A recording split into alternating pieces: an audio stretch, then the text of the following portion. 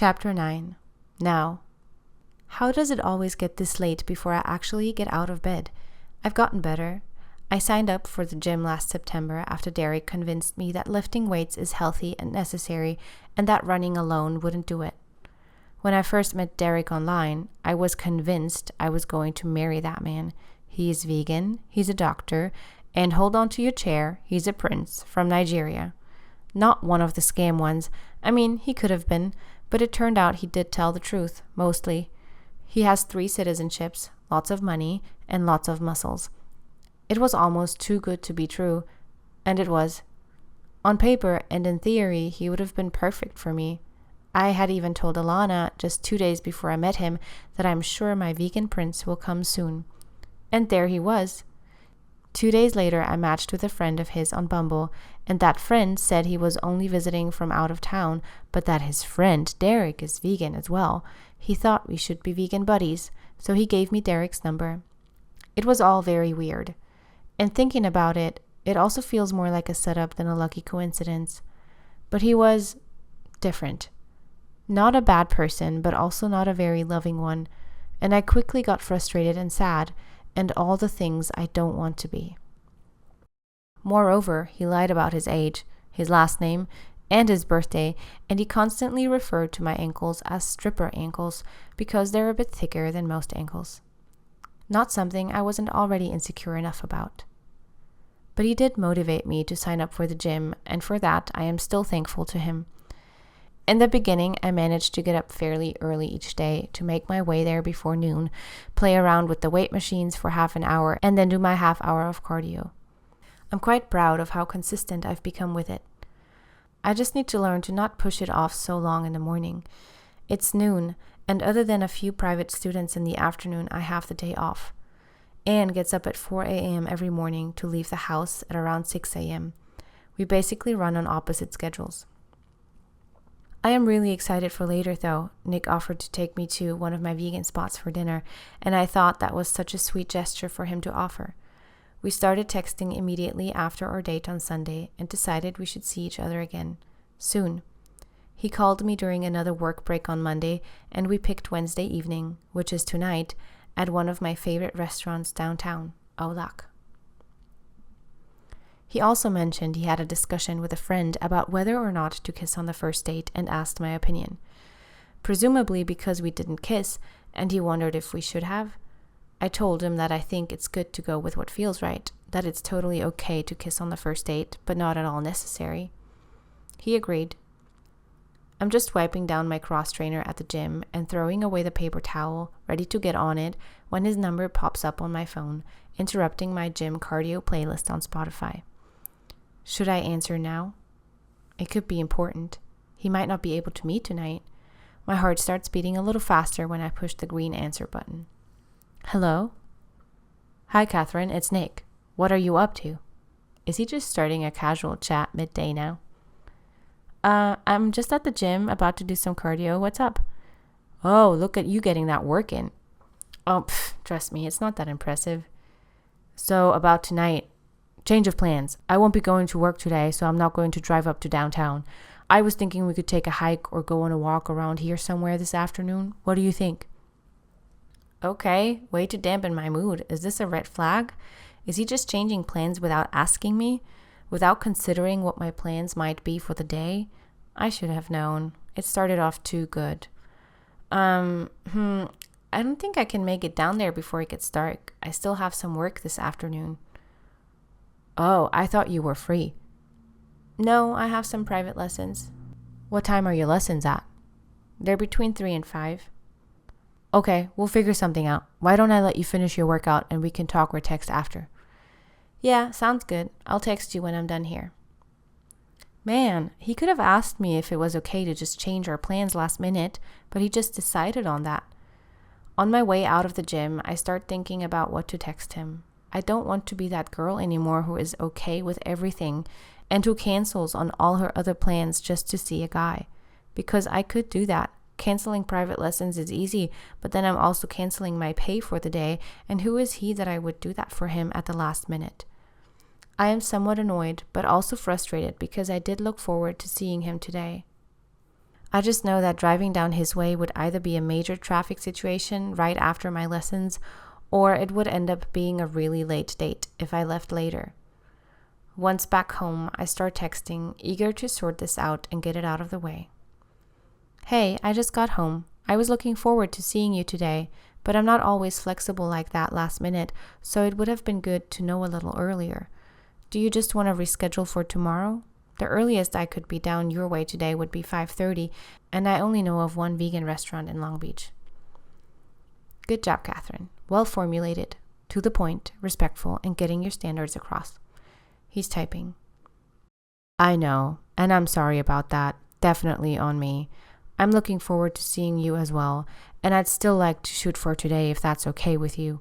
No pressure since I'm the one who changed things a little, so the spot in Long Beach later would be fine with me, but once again, no pressure. He types again. If we do the Long Beach spot, you'd be welcome to meet me at my place and we could go from here, or we could just meet there. Not quite sure what would be easier. Is that what he was trying to do? Get me to come to his place? Maybe he isn't interested in something serious as much as he let on last time. But in the end, I decide to go for it, hoping traffic won't be too bad. As I get ready for my private lessons, I put on double the amount of makeup I usually do, so I just have to change into some different clothes before I make my way down there. 11-year-old Mike and 7-year-old Roni aren't any more well-behaved than they usually are. Mike hasn't practiced all week and is farting and laughing about it, and Roni insists on playing only the songs she already knows and not the ones she actually needs to practice. But I get through it. Luckily, it's just 2 lessons, and then I get to eat. Almost. It turns out the drive down to Long Beach takes way longer than anticipated. I decided to wear my super high-waisted black jeans that are now cutting my stomach in half pretty good while sitting down, so I decide to open the upper 2 or 4 buttons and relax. I might as well while I'm sitting in traffic. The longer it takes me and the more rerouting my Google Maps does, the more annoyed I get again by the fact that Nick just changed plans on me so last minute. It dampened my excitement a bit. I was looking forward to going to my favorite spot in downtown. He better pay for this meal. I did text him that I will be going straight to the restaurant since Google Maps is sending me down the 710 instead of the 110, and going to his house would delay dinner even more. This is just not a good time to go anywhere in the city, not on a Wednesday night when everybody is going home from work. The app speaks to me. We found a faster route that saves 5 minutes. I hit accept. Maybe for once this is actually going to get me there faster rather than holding me up even more, because that's how these things usually go.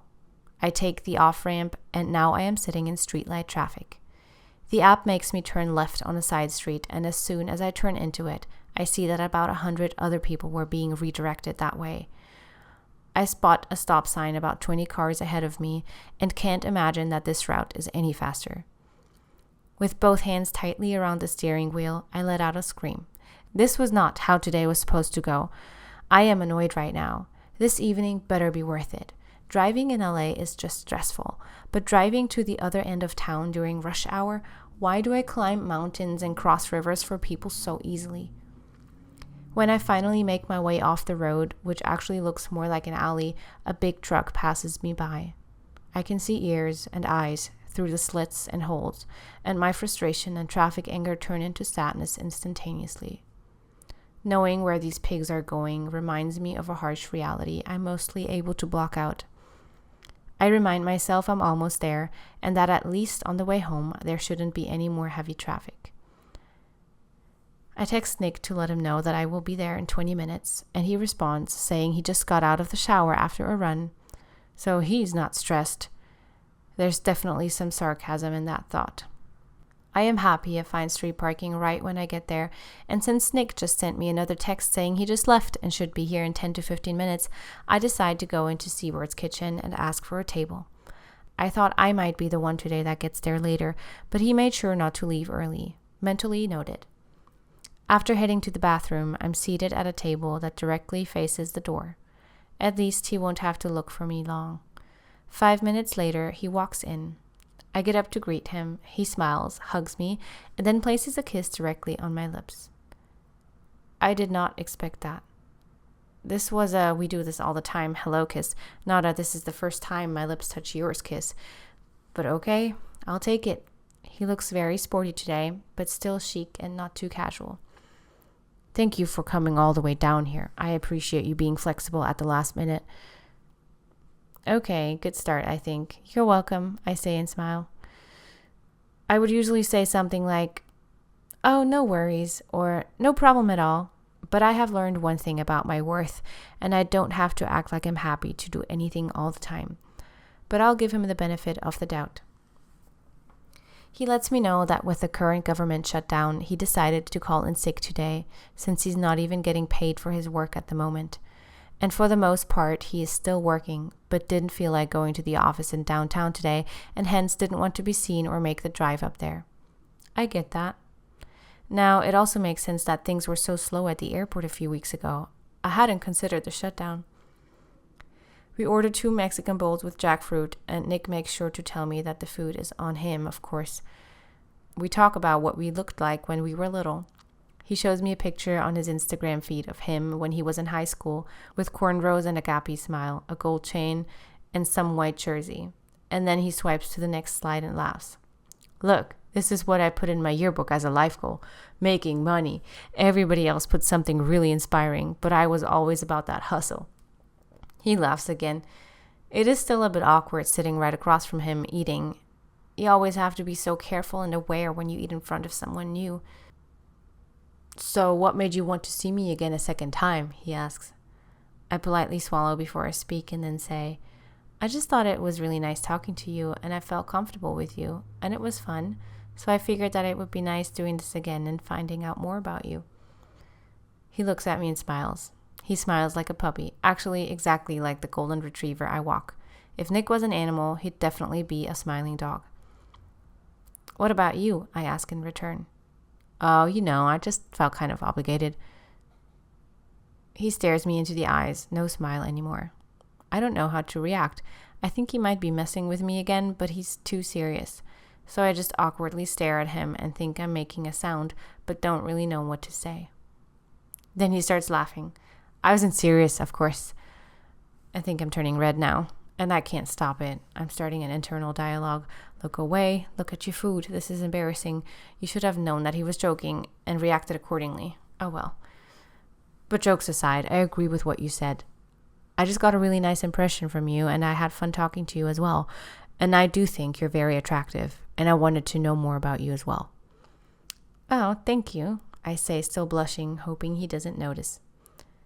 I got you there, didn't I? Yeah, I was pretty sure that you didn't mean that, but you were pretty convincing. And then half-jokingly I add, not cool. Overall, the date is going pretty well. After about an hour, we're getting to-go boxes for our food, and while I feel like I could talk to him much longer, he asks me if I'm ready to leave. He does wrap up the dates rather quickly, but he insists that he walk me to my car again. Once there, he hugs me, gives me another small kiss, and says, I miss you already, which I find weird given the circumstances of us really just having met. But it's also sweet and a brave thing to say. When I get home, I decide to send him another text. Made it home, smiley. It's really nice and easy talking to you. I appreciate that. Good. I feel the same way. I'm digging hanging out with you so far. What's your Friday looking like? Whoa, is he trying to see me again that quick? He really is interested. It's been a while since somebody was that consistent. I have work until 7, but after that could work. Okay, we'll see if we can figure something out. You miss me already? Not sure what to say here. I barely know him. Miss is a strong word, but I do really enjoy my time with him and feel like it always goes by a bit too fast, which might partly be due to the fact that he does seem to end these dates a bit prematurely. Haha, a little. Do you? I do. Kinda didn't want to see you go tonight. Aw, smiley. Once again, I appreciate you being a little flexible today. No worries. There it is. I said it. He apologized enough to get out the pleaser Kathrin and me. That's not too much of a hard thing to do, though, to be fair. We exchange a few more texts about ideas and things we want to do, like go for a hike or him coming to my neighborhood to hang out during the day, and then we say goodnight. We'll see what happens next.